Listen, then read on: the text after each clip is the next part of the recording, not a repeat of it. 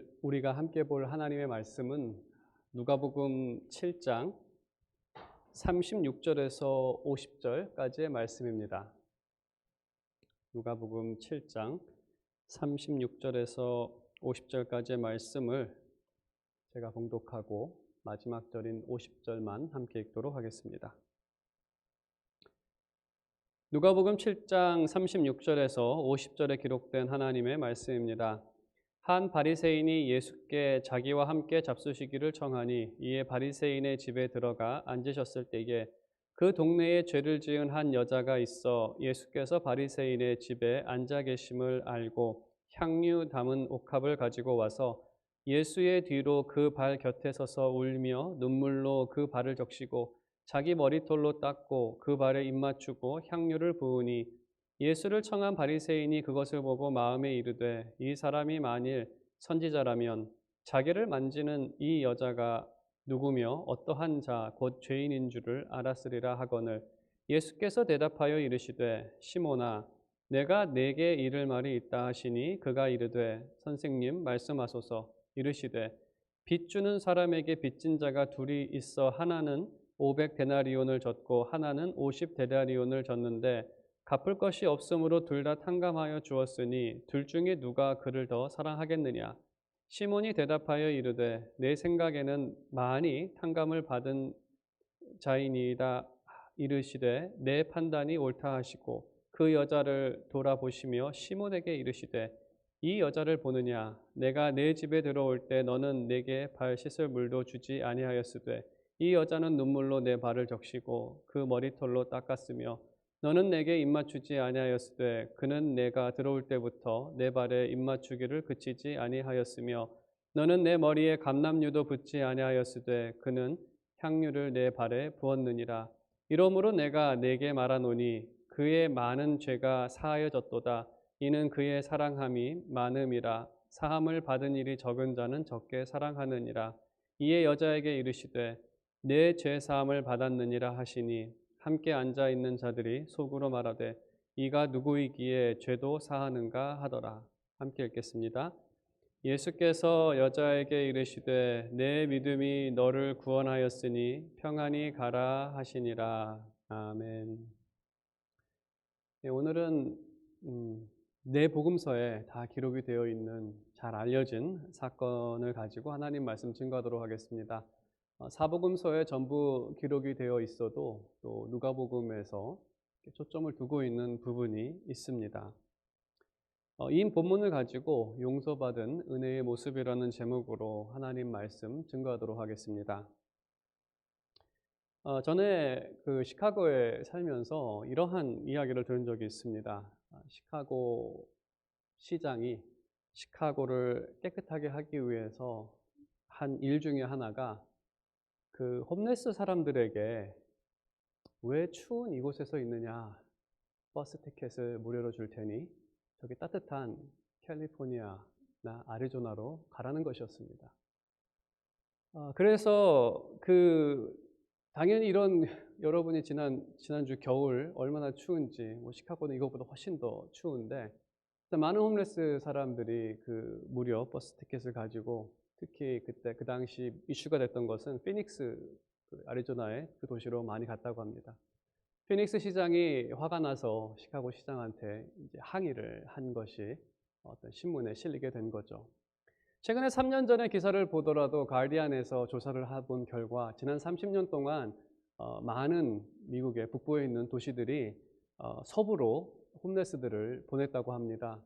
시애틀, 워싱턴주, 오레곤주, 캘리포니아, 네바다 이 네 주가 주요 이 홈레스들을 보냈던 곳입니다. 그래서 아마 오늘도 홈레스에게 자신에게 버스 티켓을 달라고 하면 그 도시는 그 사람을 서부로 가는 티켓을 줄 것입니다.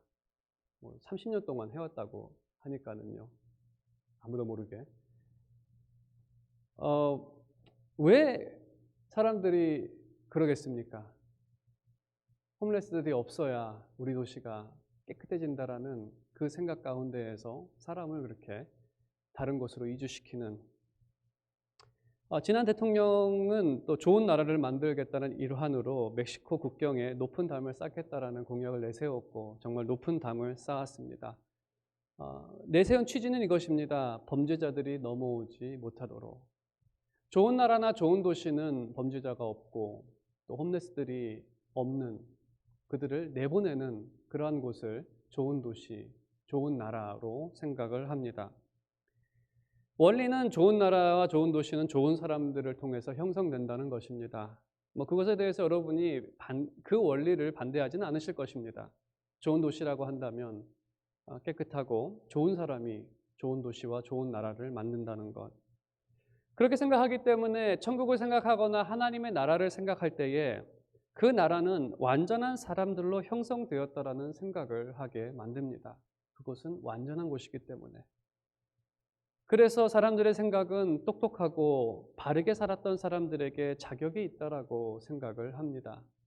심지어 하나님 나라를 대표하는 이 교회라는 장소도 우리가 환영하는 사람들을 생각해 본다면 저런 사람이 있으면 우리 교회가 더 나아질 거라는, 사람들이 생각하는 그러한 사람은 대부분 똑똑하고 바르게 살고 험악하지 않고 또 사회에서도 인정을 받는 사람들이 우리 교회로 오게 된다면 더 완전한 교회가 되지 않을까라는. 하지만 우리가 복음의 말씀을 보게 되면 복음은 완전히 반전이라고 할 수가 있습니다. 하나님께서 자신의 나라로 환영하는 사람들은 세상의 기준에서 봤을 때 정상적이지 않은 그러한 사람들로 이 복음서는 채워져 있습니다. 세리, 죄인, 눈먼 자, 저는 자, 가난한 자, 이러한 사람들이 하나님께서 환영하시는, 보통 도시는 이러한 사람들을 내보내려고 하고 담을 높게 쌓아서 못 들어오게 하려고 하는데 하나님의 나라는, 그 복음은 이러한 반전이 우리에게 펼쳐집니다. 그래서 그 나라는, 그럼 어떤 사람이 그 나라에 속했는가라고 생각을 해보면 그 나라는 은혜 입은 사람들의 모임이고 은혜를 입은 사람들이기 때문에 하나님에 대한 감사와 구원에 대한 기쁨이 있는 그러한 곳이 됩니다. 오늘 본문의 핵심은 이 하나님 나라의 은혜를 받은 사람들이 어떠한 모습으로 나타나는지, 용서받은 은혜의 모습을 우리에게 보여주고 있습니다. 그러면 그 은혜를 얻은 사람들이 어떠한 모습으로 나타나는지 우리가 본문을 살펴보도록 하겠습니다. 예수님께서 한 바리새인의 식사 초대를 받으셨습니다. 복음서에서 보통 바리새인들은 부정적인 인물로 등장하는데 모든 사람들이 그렇지는 않습니다. 특히 한 가지 공통된 점은 이름을 밝히고 있는 바리새인, 니고데모나 요셉이나 또 오늘 본문의 시몬과 같은 사람은 그러한 바리새인은 아니라는 것을 우리에게 알리고 있습니다. 오늘도 처음에는 한 바리새인이라고 했지만 뒤에 가면서 그 사람의 이름을 밝히고 있습니다. 시몬이라는 바리새인은 자신이 마련한 연회에 예수님을 초청합니다. 문맥을 보게 되면 이게 그냥 식사 자리가 아니라 일종의 연회가, 향연이라고도 하는데 당시에 연회가 있었습니다. 그는 바리새인이었기 때문에 그 자리에는 예수님만 초청받은 것이 아니라 다른 바리새인들도 참석했을 것입니다. 당시에도 이러한 사적인 연회를 즐기는 문화가 있었습니다. 그리고 이러한 연회를 보게 되면은 딱 자리가 이렇게 정해져 있는데 상석이라고 있고 또 낮은 자리가 있는데 문을 들어가서 가장 왼쪽에는 그 주인이 앉는 자리입니다. 그리고 이 문을 바라보고 있는 그 자리가 상석입니다. 왜냐하면 그 자리에서는 들어오는 사람이 다 보이고 또 바로 오른쪽에 있는 주인한테 무언가를 요청할 수가 있기 때문에 그것이 상석이고, 그리고 이 디귿자로 해서 오른쪽이 이제 하석이라고 해야 되나요? 다른 손님들이 앉는 자리입니다. 그래서 주인, 상석, 그다음 그 외 손님들 해서 한 9명에서, 남자만 보통 연회를 갖죠. 9명에서 12명 정도가 그렇게 음, 그렇게 이제 연회를 즐깁니다.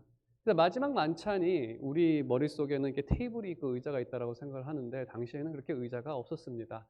디귿자 형태로 사람들이 앉아서 음식을 먹었습니다. 음식을 먹을 때에는 한국 사람들처럼 이렇게 양반 다리를 하고 앉아서 먹는 것이 아니라 옆으로 비스듬히 누워서 음식을 먹었습니다.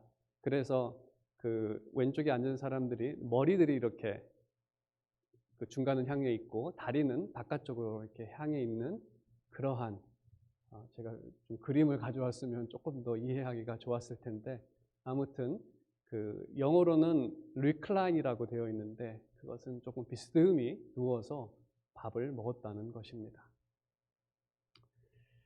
아무튼 이렇게 예수님께서 36절에 있는 것처럼 앉으셨을 때에 정확하게 말하면 비스듬히 누워 계셨을 때에 한 여인이 등장을 합니다.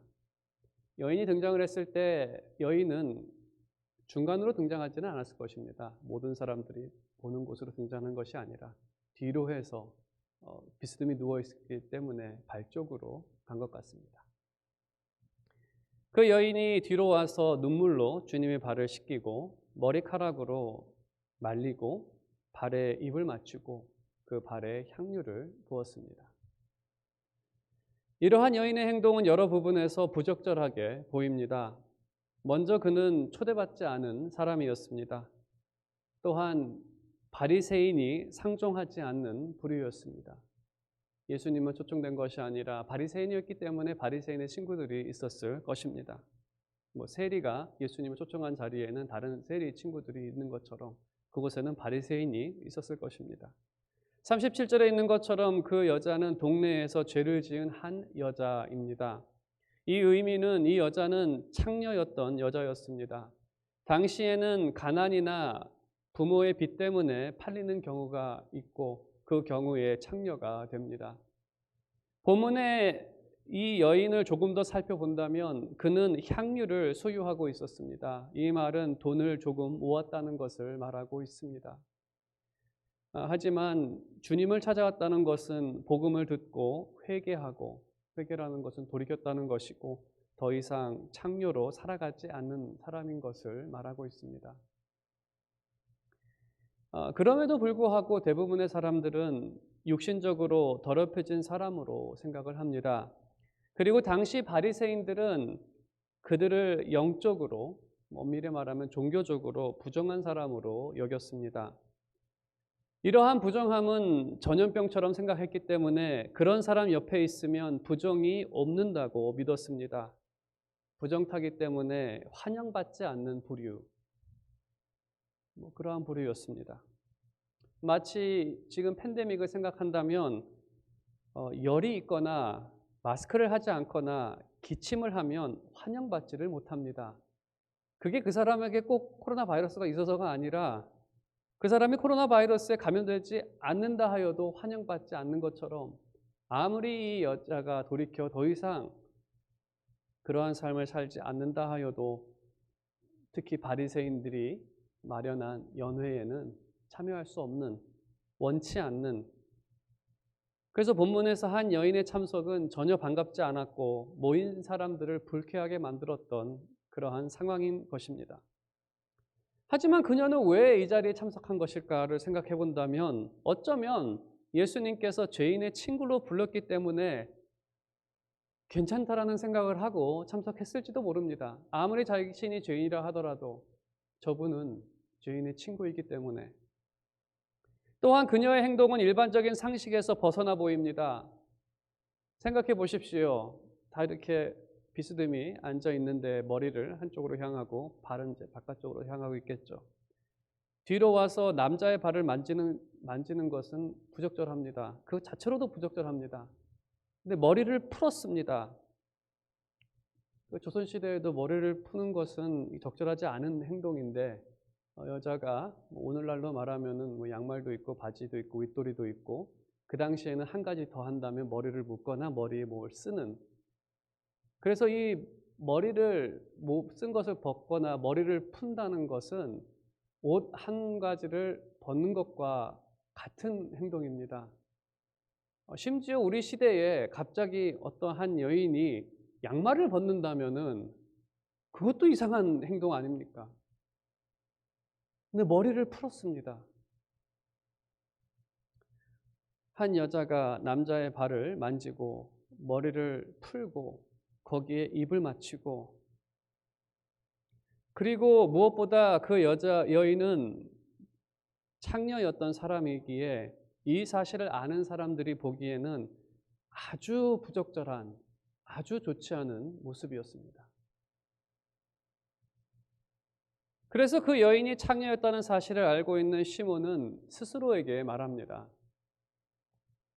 39절에 예수님이 선지자였다면, 저분이 선지자였다면 이 여자가 죄인인 줄을 알았을 것이고, 그 사실을 알았다면, 죄인인 줄을 알았다면 발을 만지도록 내버려 두지 않았을 것이다. 그래서 결론적으로 이러한 행동을 금하지 않으시는 예수님은 선지자가 아니라는 결론을 내립니다. 그것이 39절에 자기가 생각한 내용입니다. 저 사람은 선지자가 아니다. 알았더라면 저런 행동을 내버려 두지 않았을 것이다. 하지만 우리가 이 본문에서 알 수 있는, 또 예수님에 대해서 우리가 아는 이 진실은 무엇입니까? 진실은 이것이죠. 오히려 예수님께서 모르시는 것이 아니라, 이 여자가 죄인이라는 것을 모르시는 것이 아니라 시몬이 모르고 있다는 것, 다른 말로 하면 시몬이 모르고 있는 것을 예수님은 알고 계시다는 것. 오히려 모르는 사람은 예수님이 아니라 시몬이라는 겁니다. 그래서 시몬이 모르고 있었기 때문에, 어떤 중요한 사실을 모르고 있었기 때문에 그녀의 행동과 예수님을 오해한 것입니다. 이제 예수님의 말씀을 우리가 한번 보도록 하겠습니다. 예수님께서는 선지자가 아니라는 시몬의 마음을 읽으셨습니다. 표현도 하지 않았는데 예수님은 그 마음을 아십니다. 마음을 읽으신 주님께서 말씀하십니다. 시몬이 자신의 생각을 말하지 않아도 주님은 그의 생각을 아셨습니다. 이것이 암시하는 것은 시몬이 틀렸다는 겁니다.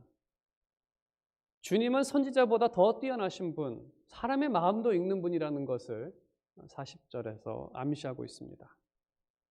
그 여인에 대해서는 시몬이 아는 것보다 더 잘 알고 계십니다. 더 잘 안다는 것은 여인이 왜 이렇게 행동했는지 그 마음에 담긴 동기와 그 이유를 예수님은 알고 계시다는 겁니다. 시몬의 마음을 아시는 주님께서는 그 여인의 마음도 당연히 알고 계십니다. 그래서 비유를 통해서 이 여인이 이러한 행동을 했던 마음을 설명해 주십니다. 빚진 두 사람이 있습니다. 한 사람은 50데나리온, 오늘 돈으로 대략 환산을 하면 5,000불 정도를 꾼 사람이 있고, 그 옆에는 500데나리온, 오늘 돈으로 대략 환산을 하면 한 5만 불 빚진 사람이 있습니다. 5,000불 빚진 사람과 5만 불 빚진 사람. 근데 둘 다 빚을 갚을 능력이 되지 않았을 때 꾸어준 사람이 두 사람의 빚을 다 탕감해 줍니다. 안 갚아도 된다. 5,000불 받은 사람과 5만 불 받은 사람 둘 다 탕감을 받습니다. 그러면 이 두 사람 중에서 누가 더 많은 은혜를 받았습니까? 5만 불 탕감 받은 사람이 더 은혜를 받은 것이고, 또 질문은 누가 더 탕감해 준 사람을 사랑하겠느냐 했을 때 시몬은 당연히 5만 불, 500데나리온 탕감 받은 사람이 탕감해 준 사람을 더 좋아하고 사랑할 것입니다 라고 말합니다. 당연한 것이고 맞는 대답입니다. 이제 44절 이하에 예수님께서는 이 비유를 지금 현재 상황에 적용해서 말씀하십니다. 두 사람이 등장합니다. 시몬과 한 여인.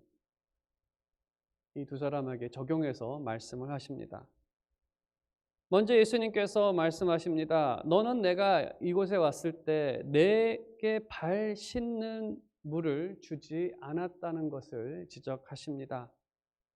이 말의 의미는 당시 문화를 생각해야 하는데 당시에 초대한 사람, 주인이죠. 초대한 주인이 초대한 사람에게 발 씻을 물을 제공하는 것은 기본적인 것입니다. 기본 에티켓입니다. 오늘날로 말하면 이런 것과 같습니다. 여러분이 집에 손님을 초대했습니다. 손님을 초대하고 그 손님이 여러분의 집에 하루 이틀을 묵는다고 했을 때, 그것이 친척이건 또 친한 친구이던 집에 손님이 왔을 때 두 가지를 제공해 줘야 합니다. 식사와 잠자리입니다. 식사와 잠자리, 이것은 기본적인 것입니다. 시몬의 행동은, 물을 마련하지 않은 시몬의 행동은 마치 우리 집에 손님이 왔는데 이불을 제공하지 않는 것과 같은, 뭐 알아서 잠바를 덮고 자던, 알아서 네 옷을 두껍게 하고 자던, 알아서 하라는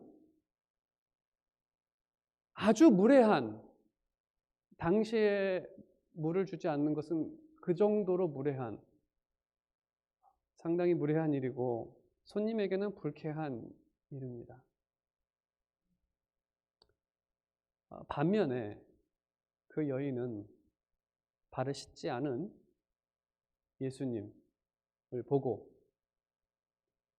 머리를 푸는 창피함을 무릅쓰고 눈물로 예수님의 발을 씻기고 머리카락으로 그 발을 말렸습니다. 또한 예수님께서 지적하십니다. 너는 내게 입맞추지 아니하였으되, 입맞추지 않았다는 것은, 입맞춤이라는 것은 당시에 친밀함을 표현하는 인사입니다.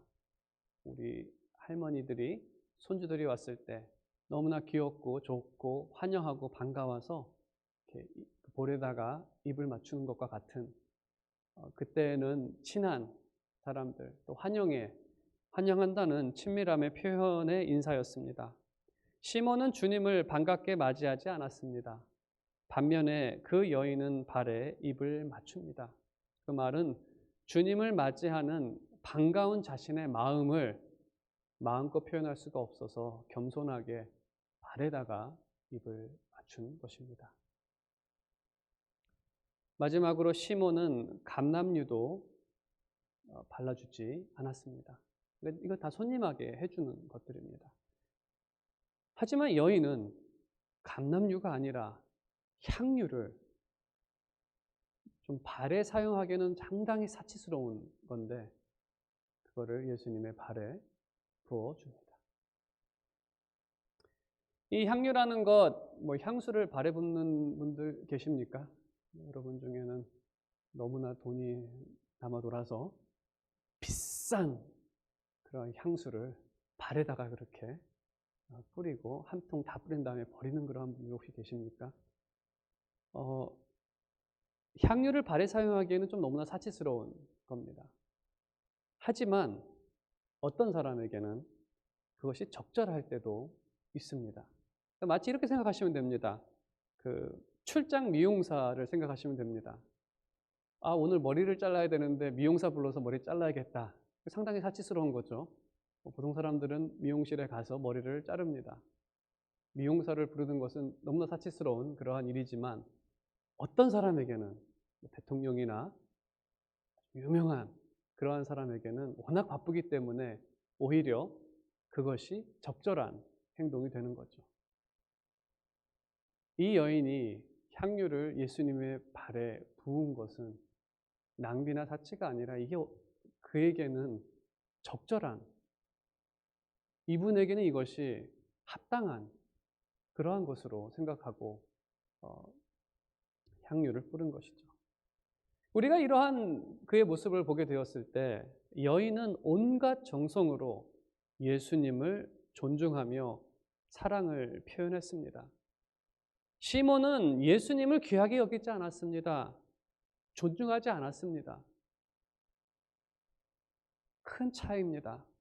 이러한 행동의 차이가 나는 이유를 예수님께서 47절에 말씀하십니다. 이러므로 내가 네게 말하노니 그의 많은 죄가 사하여 졌도다. 이는 그의 사랑함이 많음이라. 사함을 받은 일이 적은 자는 적게 사랑하느니라. 용서받은 차이 때문에, 받은 은혜의 차이 때문에 그들의 행동이 이렇게 서로 달랐다는 것을 말하고 있습니다. 그 여인이 이러한 행동을 한 것은 받은 은혜가 컸기 때문입니다. 우리가 이 여인을 한번 좀 상상해 보겠습니다. 이 여인은 유대 사람으로서 하나님께서 택하신 이스라엘 백성으로 태어났고 이스라엘 백성이었습니다. 하지만 자신이 죄인이 되던 날, 창녀가 되었던 날, 그 여인은 하나님의 백성 되기를 포기한 상태였습니다. 더 이상 하나님과 아무런 관계없이 살아갔던 그의 삶이었습니다. 그러던 어느 날 그에게 복음이 전파되어집니다. 회개하라, 천국이 가까이 왔느니라. 그 메시지를 믿고 회개하며 은혜를 구하는 그녀에게 세례가 베풀어집니다. 우리가 7장에서 살펴보았던 그 세례. 그 세례를 받게 되었을 때 이 여인은 하나님의 백성으로 회복되어집니다. 은혜로. 자기가 한 것은 죄밖에 없지만 그 복음의 메시지를 자신이 듣고 믿어 반응했을 때 그에게 주어진 것은 바로 하나님의 은혜였고 하나님의 나라였습니다. 하나님의 백성으로 회복되었을 때 아브라함과 그의 자녀에게 약속된 모든 축복을 다시 얻게 되는 특권을 얻게 됩니다. 그래서 이 은혜를 주신 주님보다 그의 인생에 더 귀한 분은 없었습니다. 이 세상에서 가장 귀한 분, 나를 구원하신 분, 나를 회복하신 분, 하나님과의 관계를 회복되게 하신 그분. 그래서 그분께 사랑을 표현하게 된 것입니다. 우리가 이 여인의 이 행동을 우리가 곰곰이 생각을 해본다면 사실 우리가 받은 은혜는 이보다 적은 은혜가 아닙니다. 절대로 적지 않습니다. 우리는 십자가를 통해 용서받은 사람들이고 우리들은 더 큰 은혜를 경험한 세대들입니다. 그렇기 때문에 우리에게는 이러한 은혜 받은 모습이 나타나는 것은 당연한 것입니다. 죄사함과 구원의 은혜를 받았다는 증거는 가장 먼저 주님을 사랑하는 모습으로 나타납니다. 그 십자가를 사모하고 주님을 사랑하는 본문에서는 그 마음은 주님을 귀하게 여기며 주님을 기뻐하는 모습으로 나타납니다.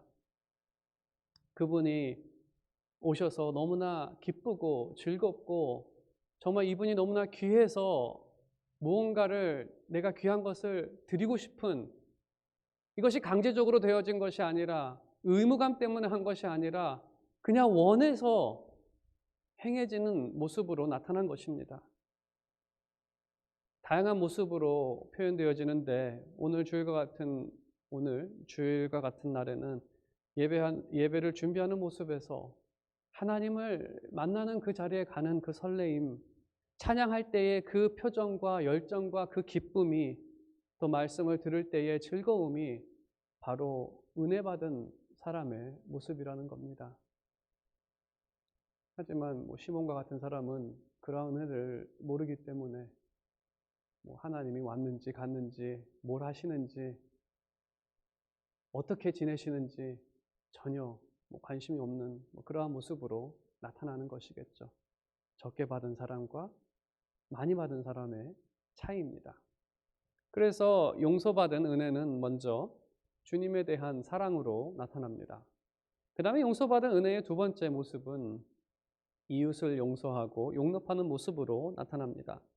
48절을 보게 되면 주님은 많은 사람들이 듣는 앞에서 죄사함을 선포하십니다.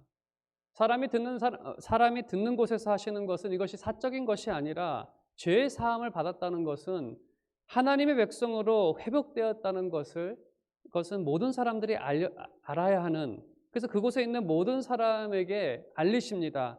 이 여인은 죄사함을 받았다고. 그래서 그 연회에서 말씀하시는 겁니다. 그러면 그 사람들은 그 여인을 죄인이 아니라 거룩한 의인으로 여겨야 합니다.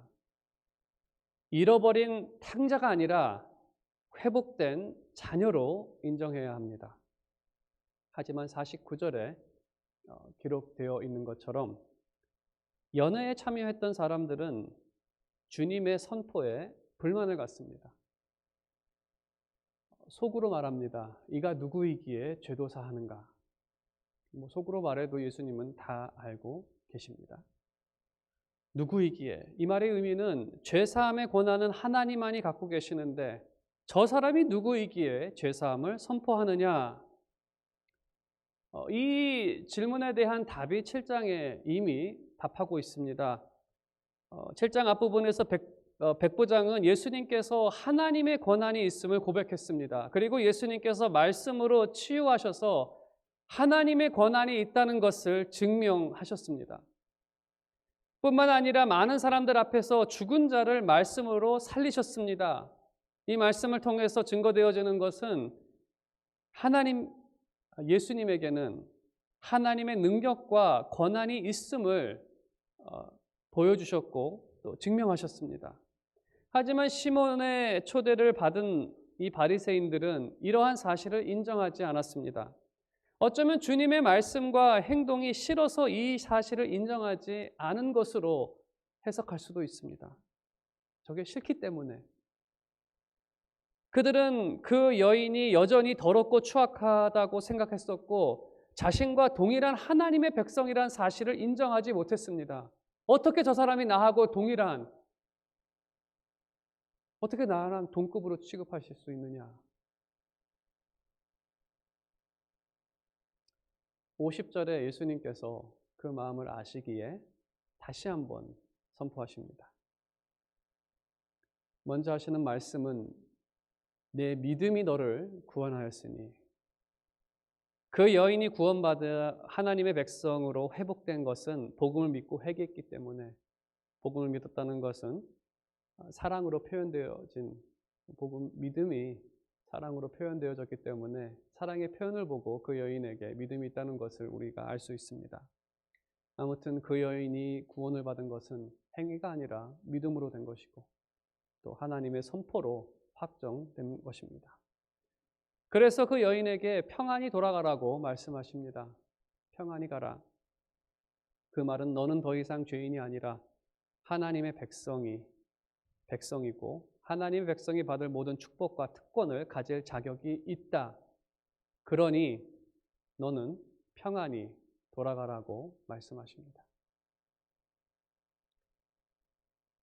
시몬과 그곳에 있는 사람들, 바리새인들에게 주시는 말씀은 당연히 이 말씀의 초점은 시몬에게 주는 가르침입니다. 시몬에게 이 가르침을 주시는 것입니다. 예수님께서 그들에게 하시는 말씀은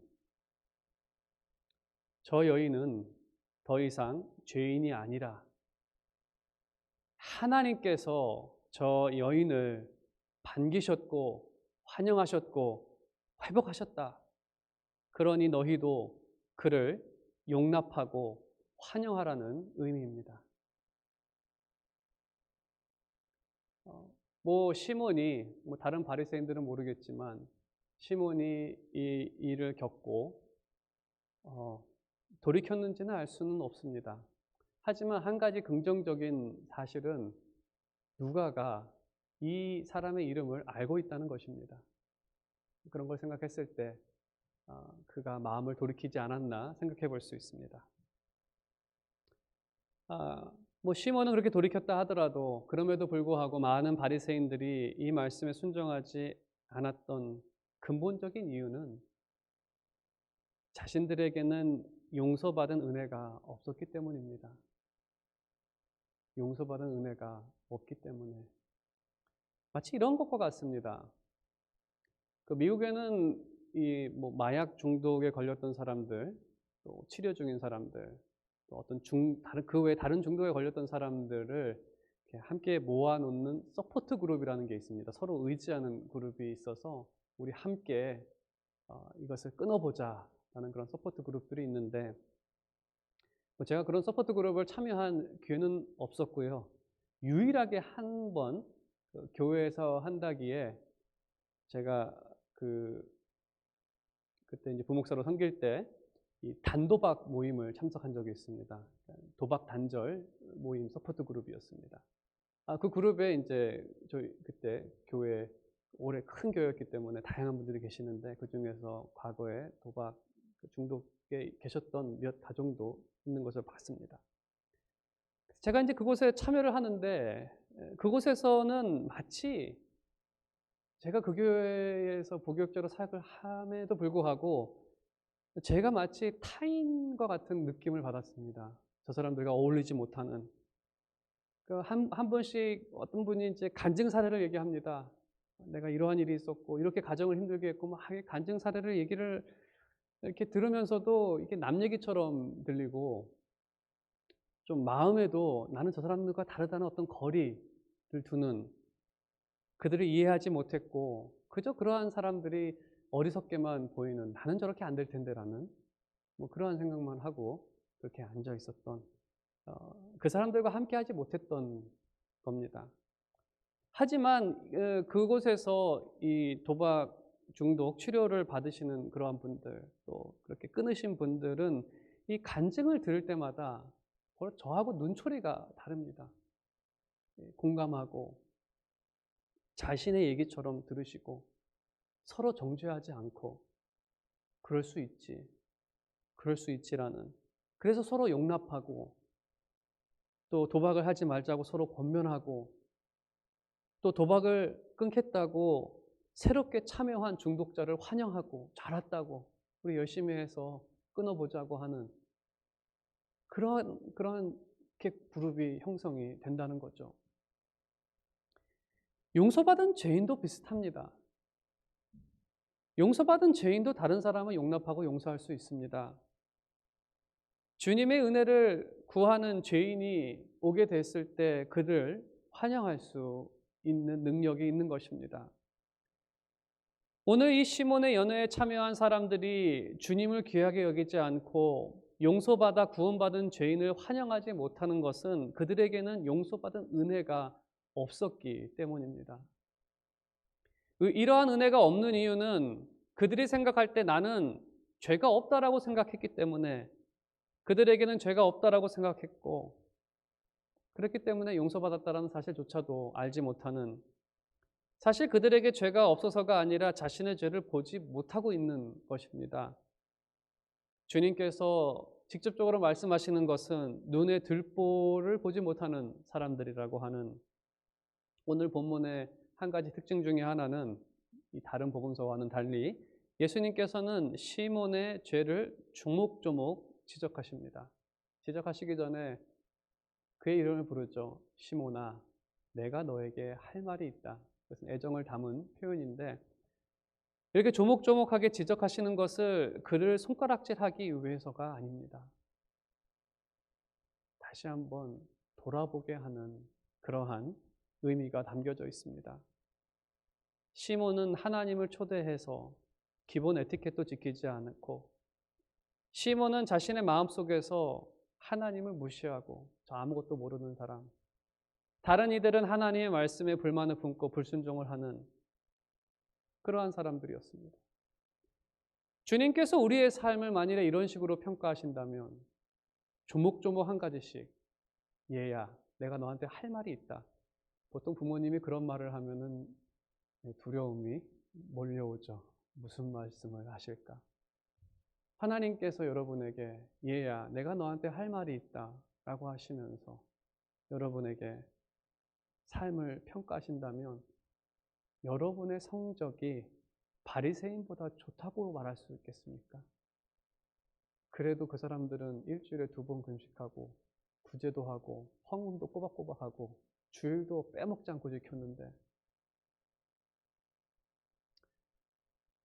이러한 사실을 깨닫는다면 우리는 다시 한번 그리스도의 은혜에 감사할 수밖에 없습니다. 우리의 삶에서 우리가 하나님께 한 일들을 정말 그대로 다 보여주신다면 우리는 다시 한번 십자가를 바라보면서 그래서 그리스도께서 내 죄를 위해 돌아가셨구나라는 그 고백을 할 수밖에 없는, 그래서 다른 죄인을 용서하고 용납할 수 있는 그러한 사람이 될 수 있을 것입니다. 우리가 손가락질할 수 있는 것은 내가 저 사람보다 잘났기 때문에 라는 그 마음 때문에 손가락질을 하게 되는 것이겠죠. 오늘 말씀의 결론을 맺도록 하겠습니다. 오늘 말씀은 용서받은 은혜가 어떠한 모습으로 나타나는지 우리가 함께 시몬과 한 여인의 모습을 살펴봤습니다. 먼저 그 은혜는 주님에 대한 사랑으로 표현됩니다.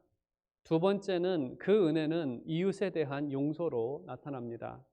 하나님 나라의 가장 중요한 특성은 용서와 죄사함입니다. 그것은 완전한 사람들이 오는 곳이 아니라 부족한 사람들이 하나님의 은혜를 구하며 은혜를 받으며 오는 곳이고, 그곳에 있는 모든 사람들은 주님의 보혈을 입고 죄사함을 얻은 은혜 받은 자들로 채워지는 곳입니다. 제가 진정으로 바라는 것은 저희 교회가 주님의 보혈의 은혜가 넘치는 그러한 곳이 되기를 원합니다. 하나님께서 우리에게 어떠한 은혜를 베푸셨는지 그러한 간증이 전해졌을 때 그것이 우리의 이야기로 나도 그러한 사람이었지만 하나님께서 나를 용서하셨다고 하는 그러한 간증이 넘치는, 그 은혜가 넘치는, 그래서 어떠한 사람도 품을 수 있는 그러한 교회가 되기를 원하고, 또 그러한 모습을 통해서 하나님의 나라가 이 땅 가운데 또 교회를 통해 더 분명하게 나타나기를 원합니다. 진정으로 여기 계신 모든 분들께서 용서받은 은혜의 모습이 여러분의 삶에서 나타나기를 주님의 이름으로 축원드립니다. 네, 기도하겠습니다.